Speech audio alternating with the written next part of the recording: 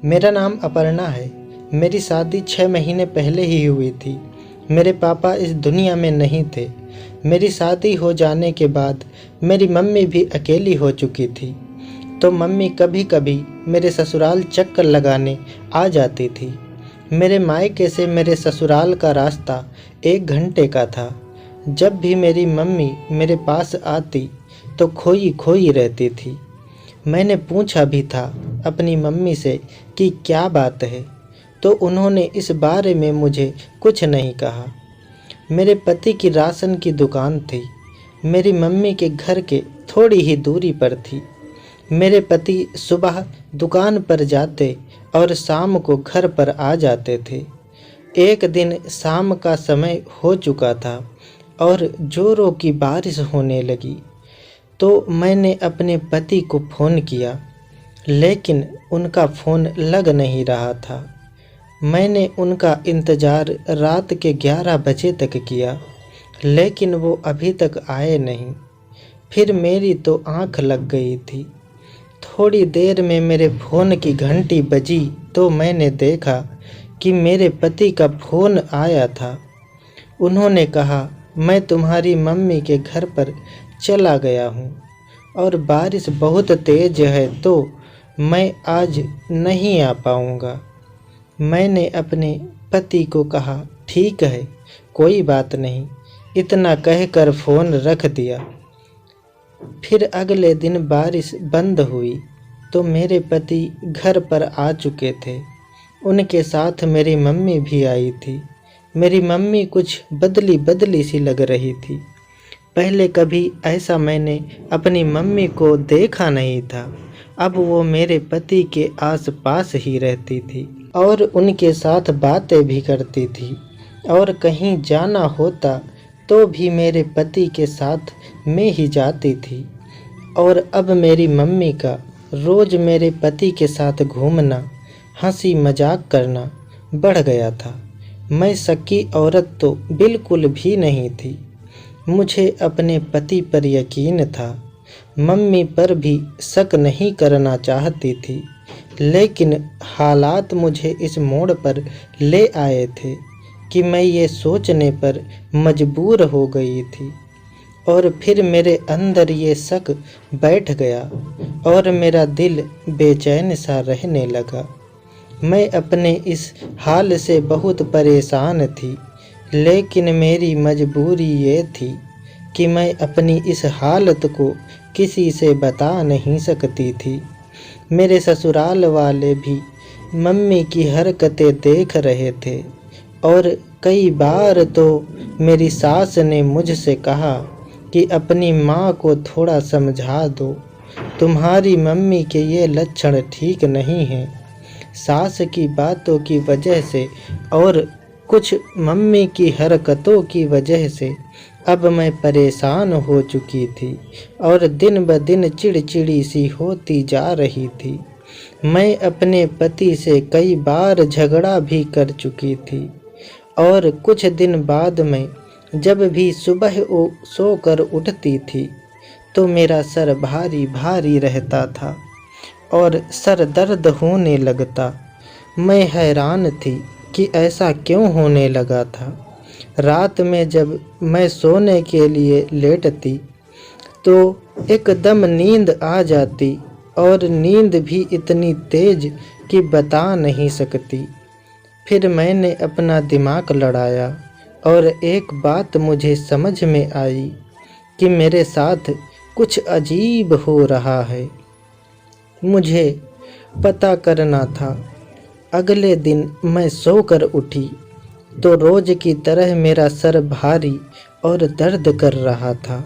तभी मेरी नज़र टेबल पर पड़ी एक दवाई की शीशी पर गई। मैंने उसे पास से जाकर देखा तो वो नींद की दवा की शीशी थी। तभी मुझे सब समझ में आ गया था, और अब मैं होशियार हो गई थी ताकि रात के वक्त मैं पता लगा सकूं कि कौन मेरे साथ ऐसा करता है। और फिर कई बार रात के वक्त पति को उठते और जाते हुए देखा था। मेरा शक अब यकीन में बदल रहा था कि मेरा पति पानी में नींद की गोलियां मिलाकर क्यों मुझे दे देता है। फिर से एक दिन मेरे पति मुझे वह पानी का गिलास देने आया तो मैंने उसे टेबल पर ही रख दिया। मैंने उसे पिया नहीं। मेरे पति कमरे के बाहर चले गए। बाद में मैंने उस गिलास का पानी खाली करके फिर से वहीं पर रख दिया। मैं देखना चाहती थी कि क्या करते हैं। मैं एक्टिंग करके सो गई थी। मेरे पति रात के करीब 12 बजे जाग गए और वह कमरे से बाहर जाने लगे तो मैं भी उनके पीछे पीछे जाने लगी। वह बाहर जाकर किसी से बात करने लगे थे।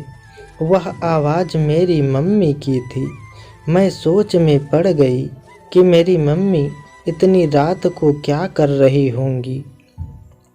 फिर थोड़ी देर में मेरे पति चुपके से घर से निकलकर बाइक स्टार्ट करते हैं और कहीं निकल जाते हैं।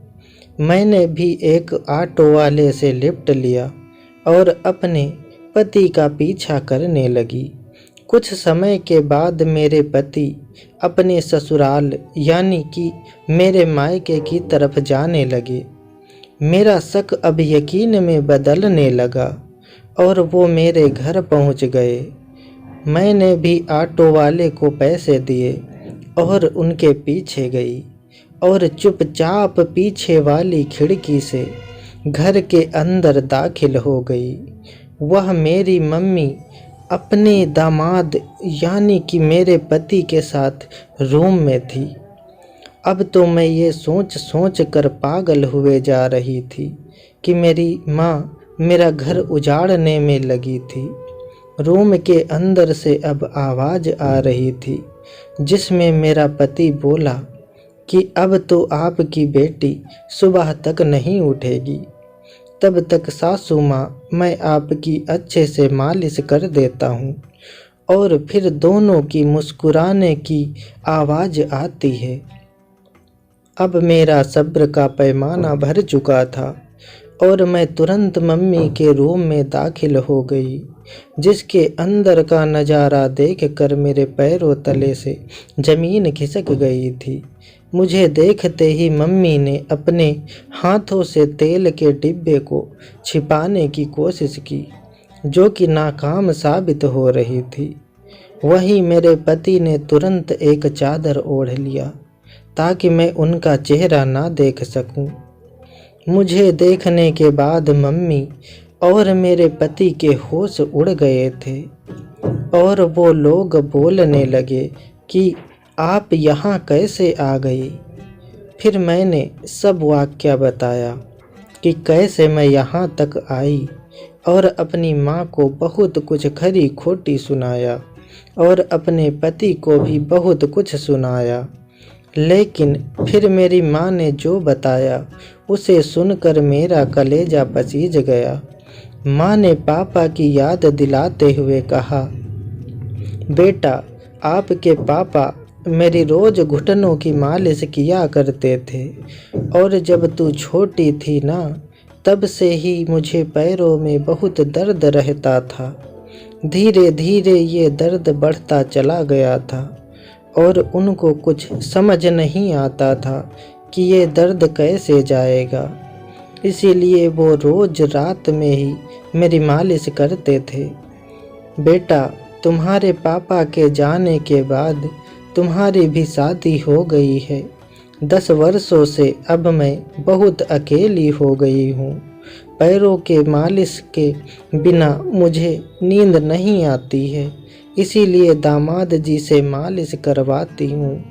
मम्मी की आवाज़ में बहुत ही दुख था। उनके ऐसा बोलने पर मैं इस टाइम टू कुछ नहीं बोली, लेकिन मेरे मन में एक बात खटक रही थी कि ये सब रात में ही क्यों। कहीं मेरी मम्मी मुझसे कुछ छिपा तो नहीं रही हैं। उस रात हम तीनों लोग रात भर नहीं सोए थे। सुबह होते ही मैं अपने पति को लेकर अपने घर आ गई और सुबह का काम करने लगी। मेरे पति भी नहा धोकर दुकान के लिए जाने के लिए रेडी हो गए। इनके चेहरे पर आज बहुत खुशी दिखाई दे रही थी, मानो कोई बहुत बड़ा बोझ उनके सर से हट गया हो। खैर, सुबह का वक्त जैसे तैसे बीता। मेरे पति नाश्ता करके जल्दी से दुकान के लिए निकल गए। जल्दी जल्दी में वो अपना टिफ़िन ले जाना भूल गए थे। मैंने सोचा कि आज मैं उनको टिफ़िन दे आती हूँ। मैंने भी जल्दी से कपड़े बदले और टिफ़िन लेकर चल दिया।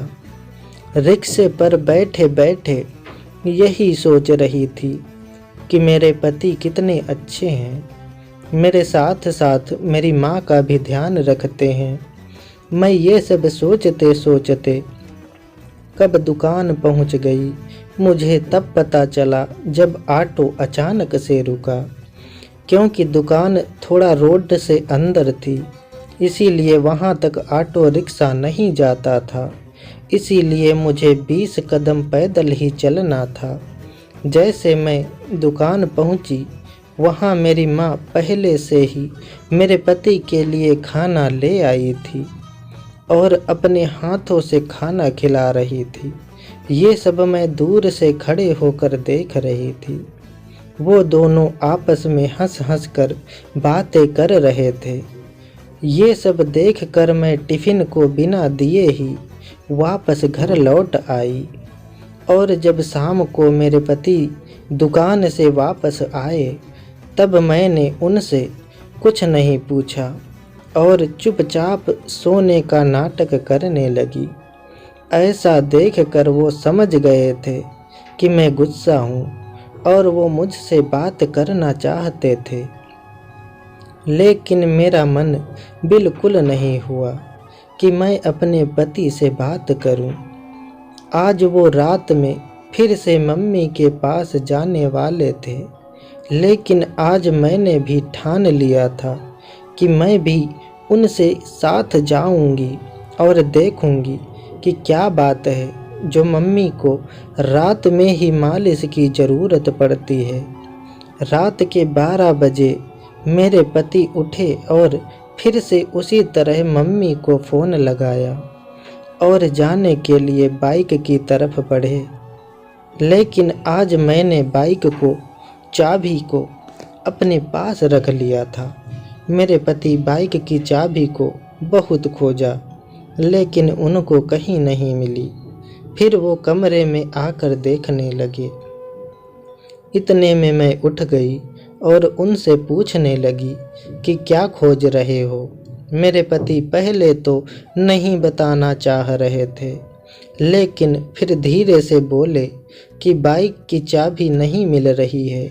इतना बोलते ही मैंने बाइक की चाबी निकाली और उनके हाथ में देते हुए बोला, आज मुझे भी मम्मी के पास चलना है। मम्मी के घुटनों की मालिश में आपकी मदद करूंगी। ये सुनते ही वो ऐसे हो गए जैसे उनकी तो जान निकल गई हो, लेकिन कर भी क्या सकते थे। ऐसा लग रहा था जैसे वो कुछ सोचने लगे थे और अचानक चक्कर खाकर गिर गए। मैं समझ गई कि कुछ तो गलत है जो मेरे पति ने ऐसा बहाना बनाया है। फिर वो रात भर कहीं नहीं गए। सुबह फिर से नहाया धोया और दुकान पर चले गए। आज तो मेरे पति नाश्ता और टिफ़िन सब भूल गए थे। मैंने सोचा चलो कोई बात नहीं, अभी मैं टिफ़िन दे आऊँगी। फिर मैं उसी तरह दुकान पर पहुँची, लेकिन वहाँ तो दुकान पर ताला लगा था। मेरे पति दुकान बंद करके कहीं चले गए थे। मैंने सोचा कुछ काम से गए होंगे। मैंने अपने पति का इंतज़ार किया, लेकिन वो नहीं आए। काफ़ी देर होने के बाद मुझे बेचैनी होने लगी। मुझे लगा कहीं फिर से तो नहीं मेरी मम्मी के पास गए हों, क्योंकि कल रात में मेरी वजह मेरे पति मम्मी के पास नहीं जा सके थे। मेरा शक तब तेज बढ़ गया जब बगल वाले से मैंने अपने पति के बारे में पूछा तो उसने बताया कि किसी का फ़ोन आया था और वो तुरंत निकल गए। ऐसा सुनते ही मैं सीधा अपने मायके यानी अपनी मम्मी के पास भागी और जैसे ही मैं वहाँ पहुँची तो वहाँ मेरे पति की बाइक और एक ब्लैक कार खड़ी थी। ये देखकर मैं बहुत परेशान हो गई कि क्या बात है, मेरी मम्मी ऐसी हैं, आज तो इनको 2 मर्दों की ज़रूरत पड़ रही है। मैं ये सब बाहर ही खड़े होकर सोच रही थी कि अचानक कमरे से अजीब अजीब आवाज़ आ रही थी और मेरी माँ ज़ोर ज़ोर से चीख रही थी। मैं ये सब सुनकर मन ही मन में मम्मी के बारे में सोच रही थी। तभी कमरे से एक नौजवान लड़का बाहर निकला जो सफ़ेद कोट में था, जिसके हाथ में एक बैग था। बाहर आते ही उसने एक बार मेरी तरफ देखा और कार में बैठकर निकल गया। फिर मैं तुरंत माँ के कमरे में गई। वहाँ का नज़ारा देखकर मेरी तो रूह कांप गई थी। मेरी माँ ऐसी हालत में पड़ी थी मानो उनकी जान ही निकल जाएगी। मेरे पति उनके पास बैठकर रिपोर्ट को पढ़ रहे थे जो कि वो सफ़ेद कोट वाला डॉक्टर देकर गया था। एक दिन मालिश ना करने की वजह से मेरी मम्मी का ऐसा हाल हो गया था। ये सब देखकर मुझे बहुत अफसोस हो रहा था और मैंने अपनी मम्मी और पति से माफ़ी मांगी कि मैं आप दोनों पर शक कर रही थी। मम्मी और पति ने मुझे माफ़ कर दिया और फिर हम सब अपने घर आ गए। अब मेरी मम्मी मेरे साथ ही रहती हैं और रोज़ मेरे पति उनकी घुटनों की मालिश कर देते हैं। मेरी माँ अब बहुत खुश रहती है और कहती है, बेटी तुमने और दामाद जी ने मुझे नया जीवन दे दिया है। तो फ्रेंड्स, आशा करता हूँ आपको ये कहानी बेहद पसंद आई होगी। अगर ये कहानी पसंद आई है तो चैनल को सब्सक्राइब कीजिए और वीडियो को शेयर कीजिए। Thank you.